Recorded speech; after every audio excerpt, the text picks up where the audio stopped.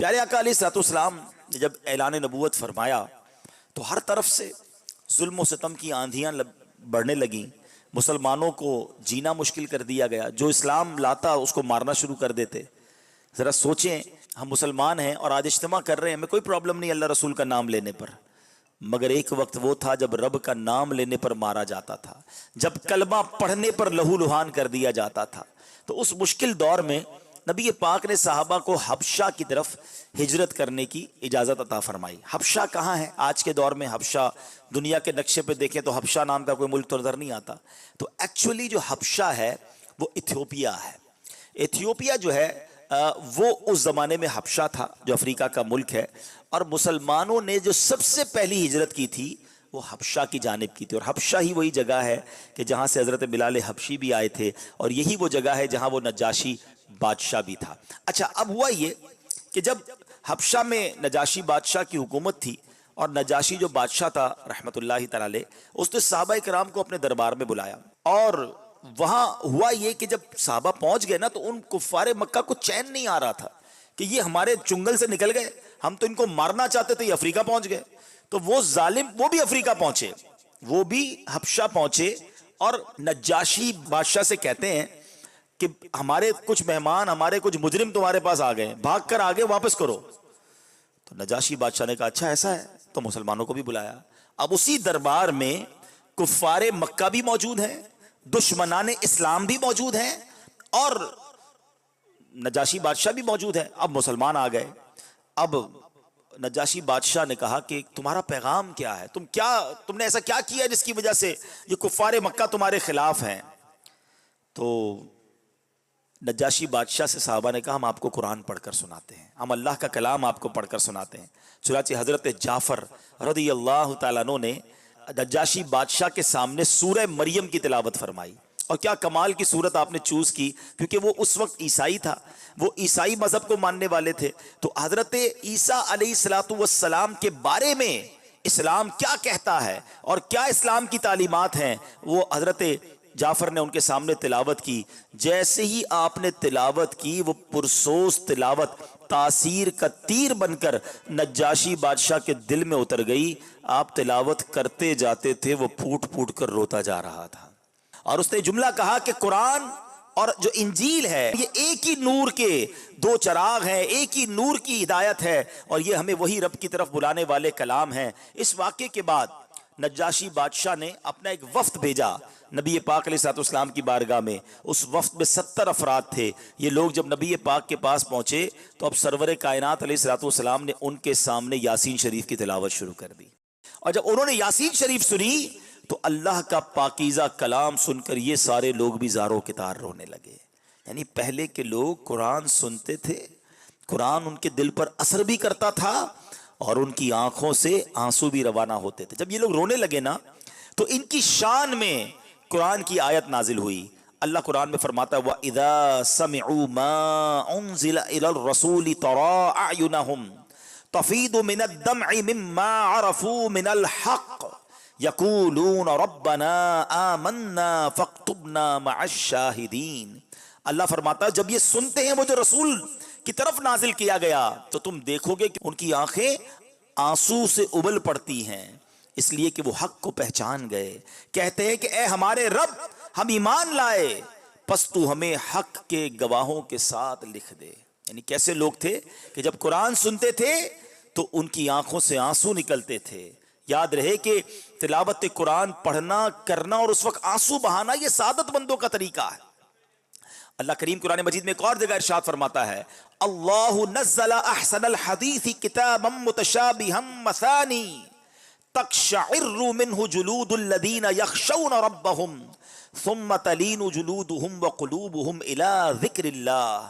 اللہ قرآن میں فرماتا ہے اللہ نے سب سے اچھی کتاب اتاری کہ ساری ایک جیسی ہے، بار بار دہرائی جاتی ہے، اس سے ان لوگوں کے بدن پر بال کھڑے ہو جاتے ہیں، ان لوگوں کے بدن پر بال کھڑے ہوتے ہیں جو اپنے رب سے ڈرتے ہیں، پھر ان کی کھالیں اور دل اللہ کی یاد کی طرف نرم پڑ جاتے ہیں۔ حضرت اسماء رضی اللہ تعالی عنہا فرماتی ہیں صحابہ کرام کی حالت یہ تھی کہ جب ان کے سامنے قرآن تلاوت کیا جاتا تو ان کی آنکھوں سے آنسو جاری ہو جاتے، ان کے رونگٹے کھڑے ہو جایا کرتے تھے۔ یہ ہے قرآن سننے کا صحیح طریقہ، یہ ہے قرآن سے محبت کا انداز کہ آنکھوں سے آنسو بہیں اور جسم پر ایک کیفیت طاری ہو جائے، کیونکہ ایکچولی کبھی سمجھا آپ نے کہ تلاوت یہ قرآن ہے کیا، یہ کس کا کلام ہے؟ مولا علی شیر خدا کرم اللہ تعالی وجہ الکریم سے پوچھے کہ قرآن کیا ہے، وہ کہتے ہیں جب میرا جی چاہتا ہے کہ اللہ مجھ سے بات کرے، اللہ مجھ سے کلام کرے، تو میں تلاوت کرنا شروع کر دیتا ہوں۔ قرآن کلام اللہ ہے نا، اور جب میرا جی چاہتا ہے میں رب سے بات کروں، میں دعا کرنا شروع کر دیتا ہوں۔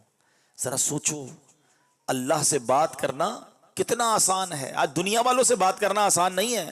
کسی بہت بڑے آدمی، وڈیرے، سائیں، منسٹر، بزنس مین سے ملنا ہو تو ٹائم لینا پڑتا ہے، اپوائنٹمنٹ لینا پڑتا ہے، مگر اگر اللہ سے بات کرنی ہے، تلاوت کرو، اللہ تم سے بات کر رہا ہے، دعا کرو، تم رب سے بات کر رہے ہو، مگر اس کے لیے ٹائم ہی نہیں ہے کسی کے پاس۔ سب سے بات کرنے کا ٹائم ہے، رب سے بات کرنے کا ٹائم نہیں ہے۔ سب کے پاس جانا ہے مگر رب کے پاس نہیں جانا ہے۔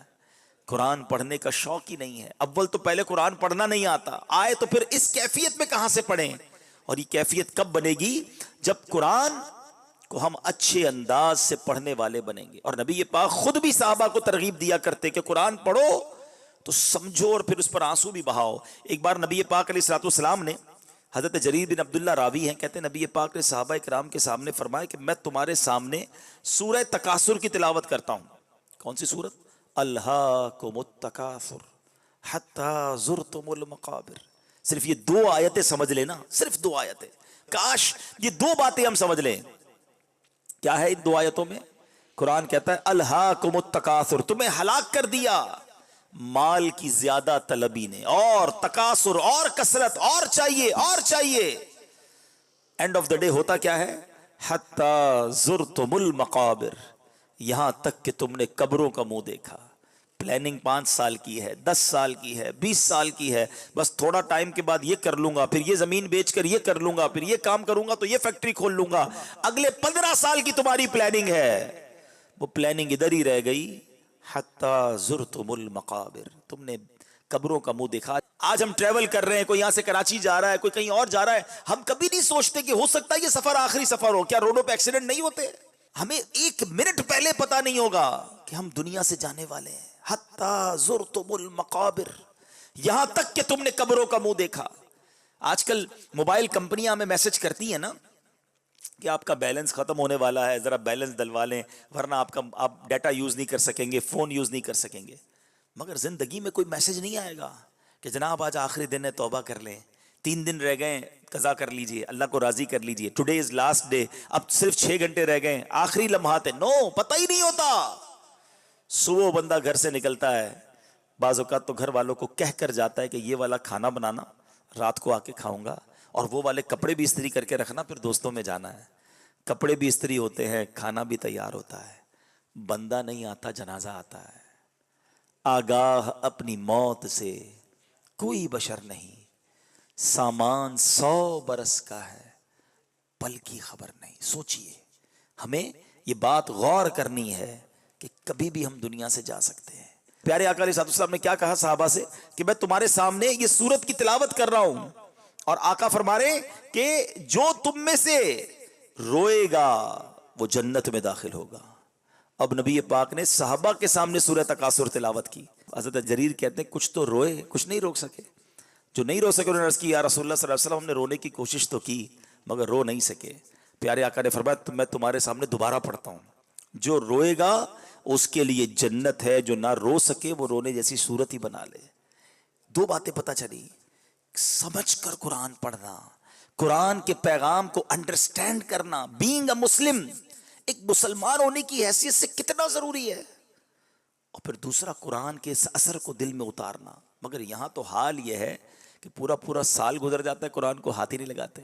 ہم نے تو قرآن کو سمجھا ہے کہ یہ قرآن جو ہے یہ ہمارے لیے کتاب ہے، اور یہ کتاب برکت کے لیے ہے۔ یقیناً قرآن برکت کے لیے بھی ہے، مگر یہ قرآن صرف برکت کے لیے نہیں، یہ کتاب برکت بھی ہے اور کتاب عمل بھی ہے۔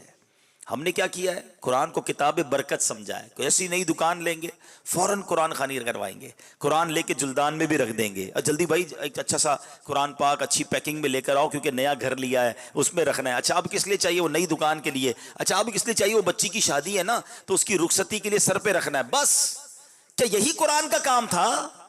افسوس یہ ہوتا ہے کہ برکت پہ بھی اب پتہ ہی کیا کرتے ہیں, جس کے گھر میں قرآن خوانی ہے نا پھر بھی اس نے قرآن نہیں پڑھنا ہے, بچوں سے مدرسے کے بچوں سے قرآن پڑھانا ہے, خود بریانی تیار کروا رہا ہوگا. ارے بھائی تمہارے گھر میں قرآن خوانی خود تو پڑھ لو, آپ کی دکان پر قرآن خوانی ہو رہی, کم از کم یہاں تو پڑھ, وہ بھی نہیں پڑھنا ہے.